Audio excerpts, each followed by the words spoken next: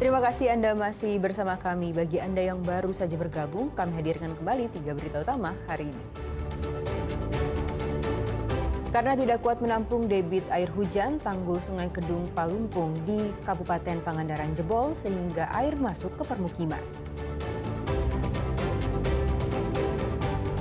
Anak penyandang disabilitas di Purwakarta akhirnya meninggal dunia usai dirawat akibat dihakimi warga.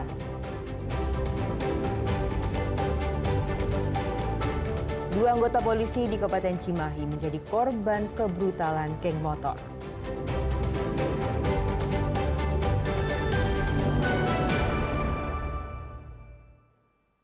Dua anggota polisi di kota Cimahi menjadi korban kebrutalan anggota geng motor. Korban dianiaya alami luka tusuk. Alhamdulillah Kir, Alhamdulillah Kir.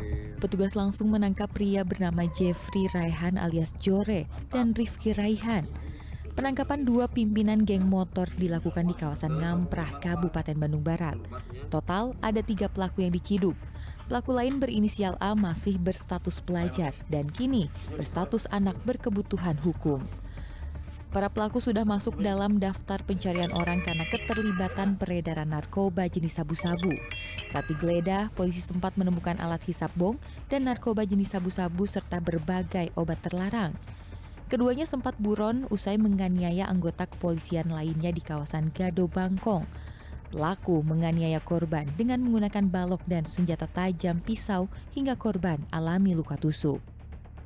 Ternyata dari 3 tersangka ini mencoba menghasut beberapa warga, terlukalah salah satu petugas kami yang sampai saat ini dirujuk ke salah satu rumah sakit di kota Cimahi dengan luka yang harus mendapatkan perawatan intensif ke depan nantinya. Kemudian dari kegiatan tersebut, tersangka berhasil melarikan diri.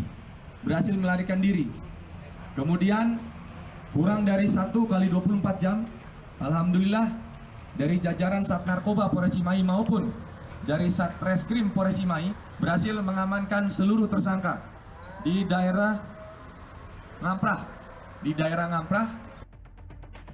Atas perbuatannya, para pelaku dijerat pasal penganiayaan dengan ancaman hukuman 9 tahun penjara.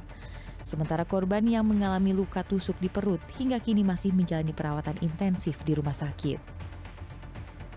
Muhammad Abbas melaporkan dari Kabupaten Bandung Barat. Seorang mahasiswi sebuah perguruan tinggi di Kota Bogor terjatuh dari lantai 3 gedung kampus sehingga menderita luka parah dan patah tulang. Polisi masih menyelidiki penyebab korban terjatuh.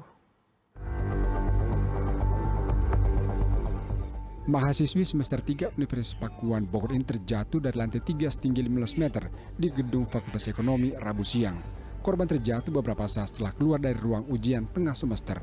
Suasana kampus berubah panik. Seluruh mahasiswa berhamburan melihat kondisi korban. Beruntung korban selamat, namun korban mengalami luka parah dan patah tulang. Peristiwa terjadi saat para mahasiswa tengah mengikuti ujian tengah semester. Polisi masih menyelidiki penyebab korban terjatuh karena korban meninggalkan secari kertas. Mahasiswi tersebut dari Fakultas Ekonomi, dia kelihatannya memanjat. Dari CCTV saya lihat memanjat, kemudian duduk, langsung jatuh. Dan kita dari pihak keamanan segera kita mengevakuasi pakai ambulan. Kebetulan kita punya ambulan, langsung dibawa ke rumah sakit. Dan setelah itu kita menghubungin orang tuanya untuk supaya datang. Dan semua itu dari Pak Dekan, dari Warek juga datang ke sana untuk sampai jam berapa malam ya. Memang ditemukan ada beberapa luka di bagian muka atau wajah, kemudian di kepala, kemudian patah di bagian tangan kiri, kemudian patah di tulang iga 10 di bagian depan. Setelah kejadian ini kita dapatkan hasil penyelidikan bahwa ini bukan merupakan tindak pidana kriminal karena kita menemukan ada secari kertas yang menyatakan memang yang bersangkutan ini mengalami depresi. Seperti itu. Saat ini korban masih dirawat intensif di rumah sakit dengan kondisi koma. Iwan Kurniawan melaporkan dari Kota Bogor. Seorang anak berkebutuhan khusus di Purwakarta tewas dianiaya warga usai dirawat di rumah sakit. Korban dihakimi atas tuduhan mencuri. Pihak keluarga mendesak polisi mengusut dan menghukum pelaku yang tega menganiaya korban.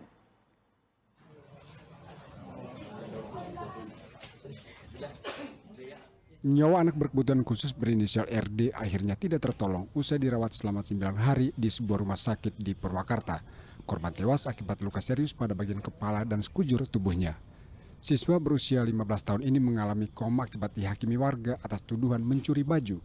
Peristiwa itu terjadi saat korban berada di desa Tegalwaru di Kecamatan Calamaya Wetan, Kabupaten Karawang 4 November lalu. Saat itu korban kedapatan berada di pekarangan warga dan dituding warga hendak mencuri baju sehingga dihakimi.